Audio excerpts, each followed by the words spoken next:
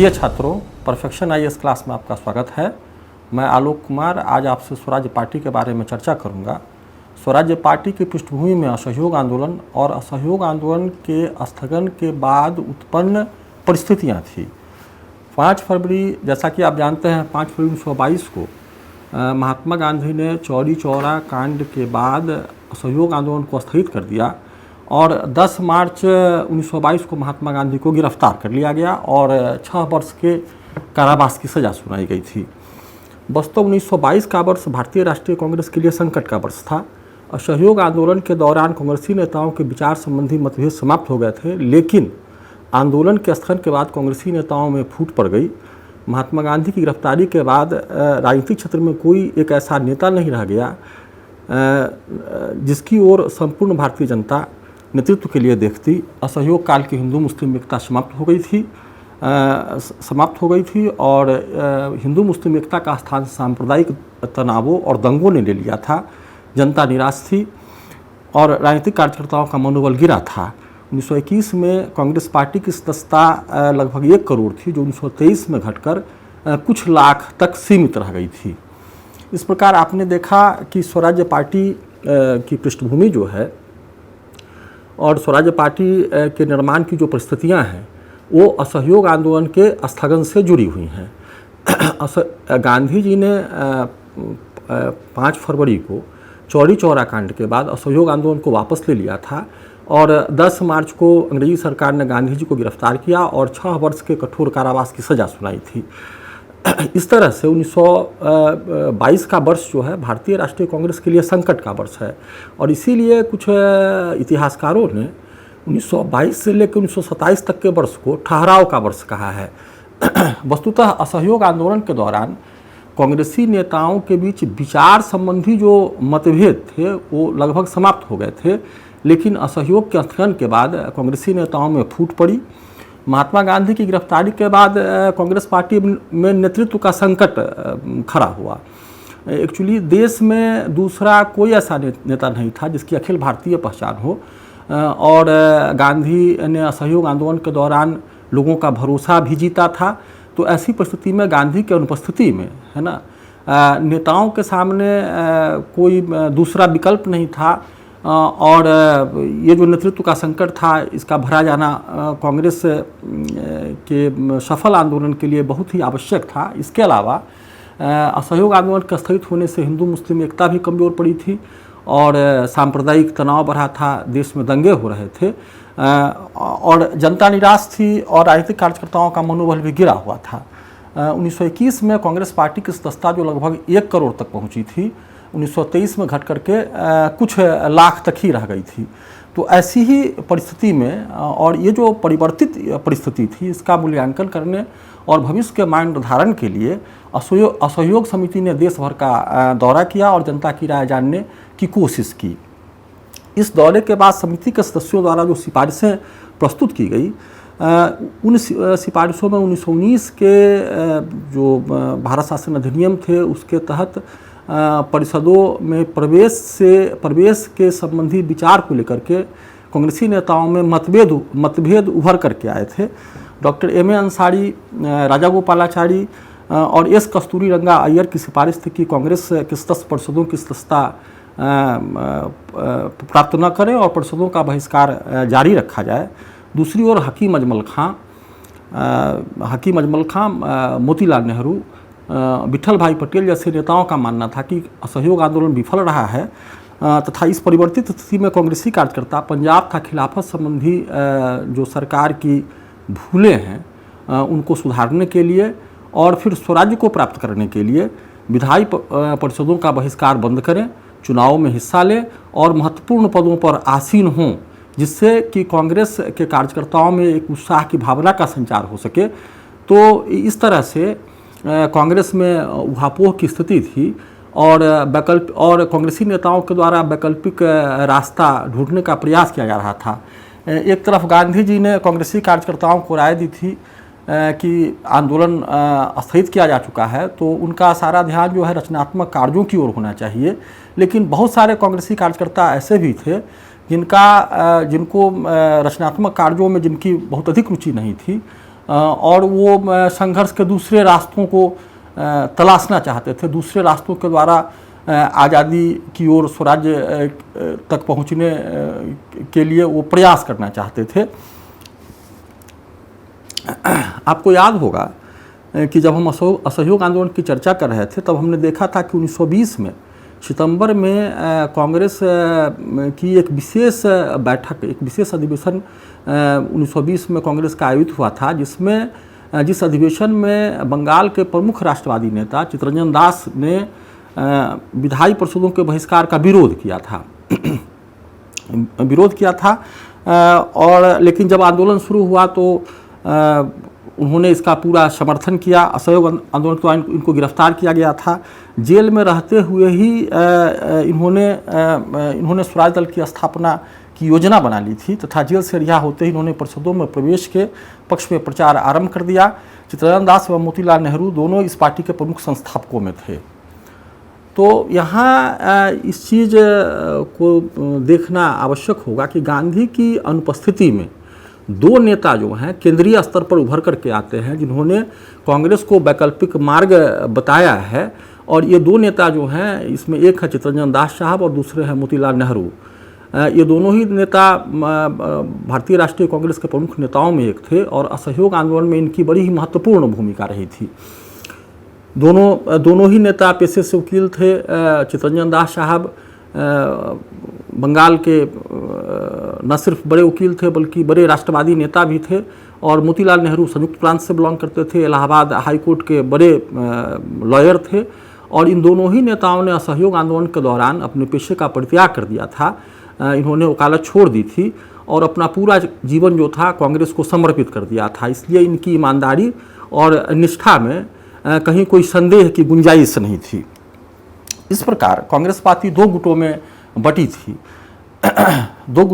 थी। गांधी के समर्थक जो रचनात्मक कार्यक्रमों के पक्षधर थे और विधायी परिषदों का बहिष्कार करना चाहते थे, उन्हें अपरिवर्तनवादी का नाम दिया गया और जिनमें राजा गोपालाचारी, राजेंद्र प्रसाद, वल्लभ भाई पटेल जैसे नेता प्रमुख थे। दूसरी ओर वैसे कांग्रेसी कार्यकर्ता थे जो विधायी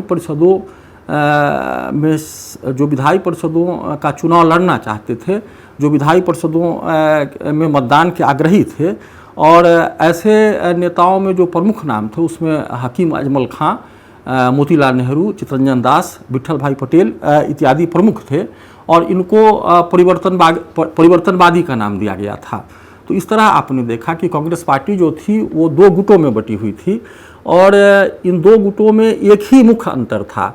इसमें से कुछ कार्यकर्ता जो थे गांधीवादी रचनात्मक कार्यक्रमों के ही पक्षधर थे, जबकि दूसरी ओर मोतीलाल नेहरू और चित्तरंजन दास के जो समर्थक कार्यकर्ता थे उनका विचार ये था कि रचनात्मक कार्यक्रम के साथ साथ कांग्रेस पार्टी को आगामी विधायी परिषदों के चुनाव में हिस्सा लेना चाहिए और विधायिकाओं में जा करके सरकार की गलत नीतियों का विरोध करना चाहिए, सरकार के कार्यों में अरंगा डालना चाहिए, है ना। और जनता को ये बताना चाहिए कि ये विधायी परिषदें जो हैं केवल नाम की संस्था है, इसमें स्वशासन जैसी कोई चीज़ नहीं है। चूँकि कांग्रेसी नेताओं को 1919 के भारत शासन अधिनियम का पोल भी खोलना था। 1919 के भारत शासन अधिनियम के द्वारा स्वशासन को स्थापित करने का दावा किया गया था, जबकि सच्चाई यह थी कि प्रांतों में जिस द्वैध शासन की व्यवस्था की गई थी तो वहाँ भी भारतीय मंत्रियों को स्वतंत्र नहीं छोड़ा गया था। पहली बात तो ये थी कि महत्वपूर्ण विषय जो थे, सरकार के महत्वपूर्ण विषयों की जिम्मेवारी गवर्नर और उसकी कार्यकारिणी के हाथों में था और जो कम महत्व के विषय थे, जो जन सरोकार के विषय थे, वो भारतीय मंत्रियों को सौंपे गए थे। लेकिन भारतीय मंत्री चाहकर भी अपने विभागों में बहुत अच्छा काम नहीं कर सकते थे, चूँकि गवर्नर को वीटो का अधिकार दिया गया था और भारतीय मंत्रियों के द्वारा अगर जनता के कल्याण के लिए अगर कोई भी लोकप्रिय कार्य किया जाता तो अंग्रेजी सरकार उस कार्य को होने नहीं देती। तो इस तरह से इन नेताओं ने काउंसिलों में प्रवेश करके इन विधायी परिषदों की निरर्थकता का आभास भी भारतीय जनता को कराना चाहा था। नवंबर 1922 में कलकत्ता में कांग्रेस की कार्यकारिणी समिति की बैठक हुई, जिसमें काउंसिल प्रवेश का प्रस्ताव रखा गया यहाँ परिवर्तनवादियों और अपरिवर्तनवादियों में तीव्र तीखी बहस हुई थी। देशबंधु चित्तरंजन दास ने काउंसिल प्रवेश का प्रस्ताव रखा, जिसका मोतीलाल नेहरू ने समर्थन किया था, लेकिन कांग्रेस कार्यकारिणी ने 2/3 मतों से इस प्रस्ताव को अस्वीकार कर दिया था। तो इस तरह हम देख रहे हैं कि धीरे धीरे कांग्रेस में एक ऐसा समूह है जो गांधी की गिरफ्तारी के बाद एक नए रास्ते पर चलना चाहता है, और जिस रास्ते को वो चुना है वो विधायी परिषदों में प्रवेश का रास्ता है। और विधायी परिषदों में प्रवेश के द्वारा वो सरकार के ढोंग को, और सरकार का जो ये दावा था कि भारत की सरकार जो है भारतीयों की मर्जी से चलती है, तो इस ढोंग को बेनकाब करना चाहते थे। उनकी राय ये थी कि या तो ये परिषदें सुधर जाएंगी या इन परिषदों को ख़त्म होना पड़ेगा। एक्चुअली इनकी ये जो परिवर्तनवादी नेता थे, उनकी सोच ये थी कि इस तरह की परिषदें जो हैं, इससे भारतीय जनता को कोई खास फायदा होने वाला नहीं है। इसी संदर्भ में 1922 में गया बिहार में है, कांग्रेस का वार्षिक अधिवेशन हुआ, और इस अधिवेशन के अध्यक्ष जो थे चित्तरंजन दास साहब थे। आप इस बात को भी ज़रूर आपको जानना चाहिए कि बिहार में आज़ादी के पहले कांग्रेस के 3 अधिवेशन हुए हैं। पहला अधिवेशन जो था 1912 में बांकीपुर में हुआ, बांकीपुर पटना में हुआ, जिसको बांकीपुर कांग्रेस कहा गया है, जिसकी अध्यक्षता आर.एन. मुधोलकर साहब ने की थी। फिर 1922 में कांग्रेस का अधिवेशन गया में हुआ, जिसके अध्यक्ष सी.आर. दास साहब थे, जिसकी चर्चा अभी आपसे हमने की है। और तीसरा जो कांग्रेस का अधिवेशन हुआ था 1940 में, वो वर्तमान में झारखंड में रामगढ़ जिला है, उसी रामगढ़ में कांग्रेस का अधिवेशन हुआ था, जिसकी अध्यक्षता मौलाना अबुल कलाम आज़ाद साहब ने की थी। तो इस तरह से जब आप स्वराज्य पार्टी के बारे में पढ़ें तो बिहार से जुड़े हुए जो घटनाक्रम हैं उनको भी ज़्यादा अच्छी तरह समझने का प्रयास करें। तो चित्तरंजन दास साहब ने गया कांग्रेस में विधायी परिषदों में प्रवेश से संबंधित प्रस्ताव रखा था। इनका विचार था कि वे असहयोग को व्यवस्थापिका सभाओं में ले जाना चाहते हैं, ले जाकर सरकारी प्रस्तावों का विरोध करेंगे, और अगर सरकार उनकी मांगों को नहीं मानेगी तो वो सरकार का चलना मुश्किल कर देंगे, विधानसभाओं में सरकार के प्रत्येक कार्यों में अरंगा डालेंगे। इस तरह से उनका कहना ये था कि ये असहयोग आंदोलन से हटना नहीं है, बल्कि असहयोग आंदोलन को और भी प्रभावी बनाने का ये तरीका है। उन्होंने कहा कि ये असहयोग आंदोलन को प्रभावी बनाने की रणनीति है। दूसरी ओर परिवर्तन जो विरोधी लोग थे, जिनको नो चेंजर्स कहा गया है, एक्चुअली 2 तरह की चीज़ें हैं, प्रो चेंजर्स और नो चेंजर्स। जो परिवर्तन के समर्थक हैं वो प्रो चेंजर्स हैं, और जो परिवर्तन के विरोधी हैं उनको नो चेंजर्स का नाम दिया गया है। तो भारतीय राष्ट्रीय कांग्रेस में जो अपरिवर्तनवादी थे या जो नो चेंजर्स थे, उनका कहना था कि अगर कांग्रेस पार्टी के नेता कार्यकर्ता विधायी परिषदों में प्रवेश करेंगे तो इससे जो रचनात्मक कार्य है उसकी उपेक्षा होगी। और यही कारण था कि जब काउंसिल में इस प्रस्ताव के पक्ष में मतदान कराया गया तो सी.आर. दास साहब का जो काउंसिल प्रवेश का प्रस्ताव था इसके विपक्ष में 1748 मत पड़े थे, जबकि इसके पक्ष में मात्र 890 मत ही पड़े थे। तो इस तरह से अपरिवर्तनवादियों की में यहाँ जीत होती है। सी.आर. दास साहब कांग्रेस के स्वयं ही अध्यक्ष थे और उन्हीं का प्रस्ताव पारित नहीं हो सका। ऐसी स्थिति में उन्होंने अपने पद से त्यागपत्र दे दिया, और मोतीलाल नेहरू जो कांग्रेस के महासचिव थे उन्होंने भी अपने पद से त्यागपत्र दे दिया। और इस तरह से 1 जनवरी 1923 को इन्होंने, इन दोनों ही नेताओं ने मिलकर के एक नई पार्टी के गठन की घोषणा की, जिसको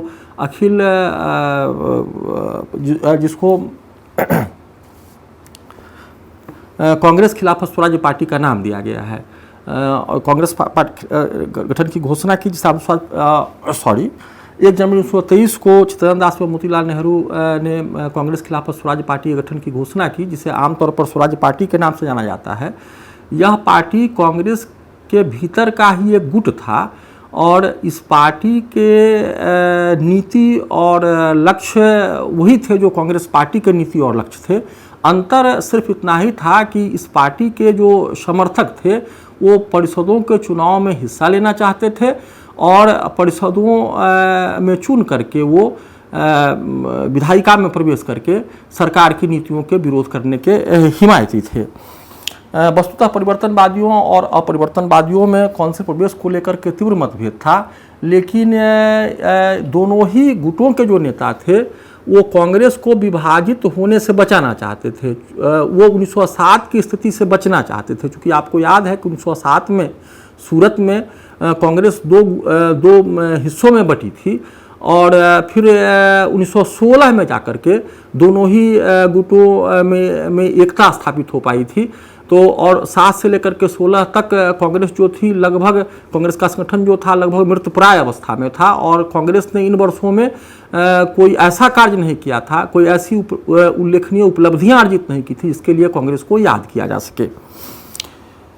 तो इस तरह से आपने देखा कि गांधी जी की गिरफ्तारी के बाद एक नया नेतृत्व उभर करके आया है और यहाँ जो दो नेता हैं जो स्वराज पार्टी के प्रमुख संस्थापकों में हैं, जिसमें एक चित्तरंजन दास साहब हैं और दूसरे मोतीलाल नेहरू हैं, ये दोनों ही नेता जो थे गांधी के समवयस्क भी थे और समकालीन भी थे और दोनों ही नेताओं की गांधी से अच्छी खासी मित्रता थी। दोनों और गांधी और ये जो दोनों नेता थे परस्पर एक दूसरे का सम्मान भी करते थे। वैचारिक मतभेद था, चूँकि गांधी जो थे विधायी परिषदों के प्रवेश के समर्थक नहीं थे। उनका मानना था कि ये संसदवाद की ओर कांग्रेस, अगर कांग्रेस पार्टी विधायी परिषदों में हिस्सा लेती है, चुनाव में हिस्सा लेती है, तो फिर ये संसदीय मार्ग है और इस संसदीय मार्ग के द्वारा भारत की जनता का बहुत ज़्यादा भला नहीं हो सकता है। तो ऐसी परिस्थिति में सितंबर में दिल्ली में मौलाना अबुल कलाम आज़ाद की अध्यक्षता में कांग्रेस का एक विशेष अधिवेशन हुआ और इस अधिवेशन के द्वारा कांग्रेस पार्टी के दोनों गुटों के बीच में एकता स्थापित हो सकी। इस अधिवेशन में स्वराज पार्टी के समर्थकों ने एक प्रस्ताव रखा जिसमें कहा गया कि साहब ये जो आगामी नवंबर में जो चुनाव होंगे, मतलब नवंबर 1923 में जो चुनाव होंगे, तो उसमें कांग्रेस पार्टी के कार्यकर्ता जो हैं वो चुनाव में हिस्सा ले सकते हैं और इस बार जो अपरिवर्तनवादी थे उन्होंने इस प्रस्ताव का विरोध नहीं किया। तो इस तरह आपने देखा कि स्वराज पार्टी के उद्भव की जो परिस्थितियां हैं, मतलब कि स्वराज पार्टी का जिन परिस्थितियों में जन्म हुआ है वो परिस्थितियां जो हैं वो गांधी की गिरफ्तारी के बाद जो राजनीतिक शून्यता की स्थिति उत्पन्न हुई है और फिर गांधी का जो रचनात्मक कार्यक्रम है, चूँकि कांग्रेस के बहुत सारे कार्यकर्ताओं को वो आकर्षित नहीं कर पा रहा है। कांग्रेसी कार्यकर्ता जो हैं वो धीरे धीरे उत्साहहीन होते जा रहे हैं और उनके राजनीतिक चेतना को ऊंचा बनाए रखने के लिए और फिर अगले आंदोलन के शुरू होने तक उनको बिल्कुल एक्टिव रखने के लिए स्वराज पार्टी वालों ने विधायी परिषदों में प्रवेश का, चुनाव में हिस्सा लेने का और फिर इसका एक लाभ यह भी होने वाला था कि विधायी परिषदों में जब ये विधायी परिषदों के चुनाव में जब ये हिस्सा लेंगे और विधायक के रूप में जब ये विधायी परिषदों में जाएंगे तो वहाँ सरकार की नीतियों का विरोध करेंगे और फिर जो नौकरशाही है, चूँकि अंग्रेजी सरकार जो थी वो नौकरशाही के सहारे चलने वाली सरकार थी। पूरे प्रथम विश्व युद्ध के काल में और असहयोग आंदोलन के दौरान भी आपने देखा होगा कि जन इच्छाओं का कहीं कोई महत्व नहीं था और गवर्नर जनरल और फिर प्रांतों में गवर्नर अपनी कार्यकारिणी की सहायता से ही शासन कर रहे थे और उनकी कार्यकारिणी में नौकरशाह भरे हुए थे। तो इस तरह से नौकरशाही के बल पर यह शासन चलाया जा रहा था। तो नौकरशाही पर अड़ंगा लगाने के लिए भी विधायी परिषदों में प्रवेश करना जो था वो आवश्यक हो गया था, वो जरूरी हो गया था। तो आपने देखा कि सितंबर 1923 में कांग्रेस के जो दोनों गुट हैं, जो दोनों घड़े हैं, दोनों में एक एकता स्थापित हो सकी है। और इसके पीछे की मुख्य बात यह है कि दोनों ही के दोनों गुट जो है कांग्रेस में फूट नहीं चाहते हैं, कांग्रेस की एकता को बनाए रखना चाहते हैं, चूँकि उनका विश्वास है कि अगर कांग्रेस एकजुट रहेगा तो सरकार पर दबाव, प्रभावी दबाव बनाया जा सकता है। तो इस तरह आपने स्वराज पार्टी की जो पृष्ठभूमि है उसको आपने समझा है, आपने परिवर्तनवादी अपरिवर्तनवादी को समझा है, आपने गया कांग्रेस में जो CR दास साहब का प्रस्ताव है उसको भी आपने देखा, वहाँ अध्यक्ष का प्रस्ताव पारित नहीं हो सका और अंततः चित्तरंजन दास और मोतीलाल नेहरू ने बाध्य होकर के एक नई पार्टी का गठन किया जिसका नाम कांग्रेस खिलाफत स्वराज्य पार्टी है, जिसको आमतौर पर स्वराज्य पार्टी के नाम से जाना जाता है। तो इस तरह आपने स्वराज्य पार्टी की स्वराज्य पार्टी की जो पृष्ठभूमि है उसको समझा है। इसके अलावा स्वराज्य पार्टी के जो उद्भव के मुख्य कारण हैं इसको भी जानने का प्रयास करना चाहिए, जानना चाहिए हमको। एक तो है कि असहयोग आंदोलन के स्थगन के बावजूद सरकार की दमनकारी जो नीतियां थी वो जारी रही थी और जैसे जैसे राष्ट्रीय आंदोलन बढ़ता गया वैसे वैसे सरकार जो है बड़ी ही निर्दयतापूर्ण तरीके से आंदोलनकारियों का दमन करती थी। उन्होंने भारत की एकमात्र राष्ट्रीय पार्टी कांग्रेस पार्टी को अवैध घोषित कर दिया था, सभी प्रमुख नेताओं और कांग्रेसी कार्यकर्ताओं को जेलों में बंद किया गया था। ऐसी स्थिति में एक नए दल के निर्माण की आवश्यकता थी, अतः कांग्रेस के परिवर्तनवादी दल के नेताओं ने एक नया दल बना करके सरकार विरोधी आंदोलन चलाना निश्चित किया। तो इस तरह आपने देखा कि असहयोग आंदोलन के दौरान कांग्रेस पार्टी के अधिकांश बड़े नेताओं को जेलों में बंद किया गया था, कांग्रेसी कार्यकर्ताओं को जेल में बंद किया गया, 30,000 से अधिक लोग जेलों में बंद थे और सरकार चाहती थी, सरकार ने कांग्रेस पार्टी को अवैध घोषित कर दिया था, गैरकानूनी संस्था करार दिया था, बड़े पैमाने पर कार्यकर्ताओं का दमन किया जा रहा था। तो ऐसी परिस्थिति में एक नए दल के निर्माण की आवश्यकता थी और संघर्ष को नई दिशा देने के लिए एक नई पार्टी का निर्माण होना आवश्यक था और स्वराज पार्टी के रूप में एक नई पार्टी का गठन हो सका। दूसरी बात है कि गांधी जी के असहयोग आंदोलन के स्थगित हो जाने के बाद संपूर्ण देश में निराशा, क्रोध और क्षोभ की लहर फैल गई और राष्ट्रीय आंदोलन एक बिंदु पर आकर के ठहर गया था। अतः एक नया दल बनाकर देशवासियों को यह समझाना आवश्यक हो गया कि स्वराज का संघर्ष खत्म नहीं हुआ है, अपितु अब और संगठित तो होकर लड़ने की ज़रूरत है। अतः एक नया दल का निर्माण करना आवश्यक हो गया है। मतलब कि असहयोग आंदोलन के स्थगित किए जाने से जनता जो थी वो निराश हो गई थी और जनता जो थी वो निराश थी और उसका मानना ये था कि जनता असहयोग आंदोलन के दौरान जनता बड़े उत्साह से इस आंदोलन में हिस्सा ले रही थी। उसको लग रहा था कि साहब अब कुछ ही दिनों में आज़ादी मिलने वाली है, लेकिन जैसे ही गांधी ने आंदोलन को स्थगित कर दिया तो जनता निराश हो गई और स्वराज्य संबंधी जो आशा जगी थी, स्वराज प्राप्त करने की जो आशा जगी थी वो आशा टूटने लगी थी। लेकिन स्वराज्य पार्टी के नेताओं ने जनता को समझाया कि हमारा जो लक्ष्य है वो अभी प्राप्त नहीं हुआ है और हमको और भी संगठित होकर के स्वराज्य के लिए लड़ने की ज़रूरत है और इसीलिए उन्होंने एक नई पार्टी का निर्माण किया था। तीसरी बात है कि गांधी जी के असहयोग आंदोलन में भारत के मुसलमानों ने बड़े ही ज़बरदस्त तरीके से अपना सहयोग दिया था, किंतु एकाएक असहयोग आंदोलन के स्थगित हो जाने से मुसलमानों ने गांधी जी पर विश्वास करना छोड़ दिया था, वे कांग्रेस से दूर होने लगे थे। ऐसा प्रतीत होने लगा था कि हिंदू मुस्लिम एकता जो है वो टूट जाएगी, एकता भंग हो जाएगी और मुसलमानों के पृथक हो जाने से भारत का राष्ट्रीय आंदोलन जो है वो कमज़ोर पड़ेगा। अतः मुसलमानों का कांग्रेस में पुनः विश्वास कायम करने के लिए और उनकी शंका को दूर करने के लिए एक नई पार्टी के निर्माण की आवश्यकता थी और जो परिवर्तनवादी नेता थे उन्होंने एक नई पार्टी का गठन किया जिससे कि मुसलमानों को आंदोलन से जोड़ करके रखा जा सके। चूँकि आपने देखा कि जैसे ही 1922 में असहयोग आंदोलन स्थगित किया गया था, उसके बाद 22 से लेकर के 24-25 तक है ना, पूरे देश में सांप्रदायिक हिंसाओं का दौर शुरू हुआ। सभी प्रमुख शहरों में सांप्रदायिक दंगे हो रहे थे और असहयोग के दौरान हिंदू मुस्लिम जो एकता की भावना थी, परस्पर एक दूसरे पर जो विश्वास की भावना थी, वो समाप्त हो गई थी। और अब मुस्लिम नेताओं का गांधी पर भी बहुत ज़्यादा भरोसा नहीं रह गया था, क्योंकि गांधी ने एकाएक आंदोलन को स्थगित कर दिया था। तो ऐसी परिस्थिति में एक नए दल के निर्माण के द्वारा मुसलमानों के विश्वास को पुनः जीतने का प्रयास किया गया, हिंदू मुस्लिम एकता को अस्थायी रखने का प्रयास किया गया, जिससे कि आगामी आंदोलन में मुसलमानों का सहयोग मिल सके, मुसलमानों की सहभागिता प्राप्त हो सके। एक और भी स्वराज्य पार्टी के उदय का कारण माना जाता है।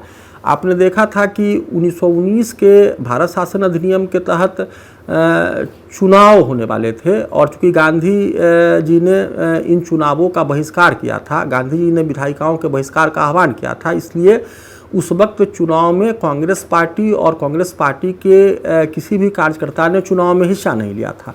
इसका परिणाम यह हुआ कि बहुत सारे ऐसे लोग विधायिकाओं में चुन करके आ गए थे जो बिल्कुल सरकार के पक्ष के लोग थे और उन्होंने सरकार के पहल पर या सरकार के इशारे पर कई एक ऐसे कानूनों को पारित कराया था जिससे राष्ट्रीय आंदोलन कमज़ोर पड़ता था। इन कानूनों के द्वारा जनता का दमन किया जा रहा था और ये जो लोग आए थे सत्ता में, ये बिल्कुल सरकार के समर्थक वर्ग के लोग थे। तो कांग्रेसी नेताओं की यह भी सोच थी कि अगर कांग्रेसी नेता इन चुनावों में हिस्सा लेते हैं तो फिर इनको आसानी से हराया जा सकता है और इस तरह से सरकार को गलत कार्य करने से रोका जा सकता है और जनता को दमन से बचाया जा सकता है।